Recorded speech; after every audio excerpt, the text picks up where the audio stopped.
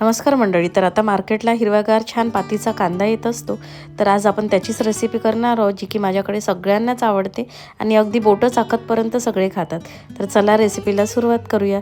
सुरुवातीला पातीचा कांदा व्यवस्थित पाण्याने धुवून त्याला बारीक चिरून घेतला. त्याचा जो पांढरा भाग होता त्यालाही बारीक चिरून घ्यायचं. त्याचप्रमाणे 4 मिरच्याही चिरून घेतल्या. कढईत तेल गरम झालं की त्यामध्ये मोहरी आणि मिरची टाकायची.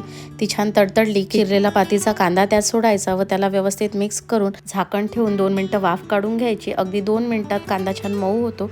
नंतर त्यामध्ये चवीनुसार तिखट, मीठ, हळद टाकायचं व ते व्यवस्थित मिक्स करून त्यामध्ये थोडं बेसन घालायचं. मी पाऊण वाटी बेसन घेतलेलं आहे. कांद्याच्या प्रमाणानुसार बेसन घालायचं. नंतर त्याला व्यवस्थित मिक्स करून घ्यायचं. आवश्यकता वाटल्यास थोडं पाणी सोडायचं, पण मला आवश्यकता वाटली नाही म्हणून मी पाणी सोडलेलं नाही. नंतर एक वाफ काढून त्यामध्ये छान लिंबू पिळायचा, थोडी कोथिंबीर घालायची. तर तयार आहे आपलं पातीच्या कांद्याचं झणझणीत बेसन. रेसिपी कशी वाटली नक्की कमेंटमध्ये सांगा. त्याचबरोबर लाईक, शेअर व सबस्क्राईब करा.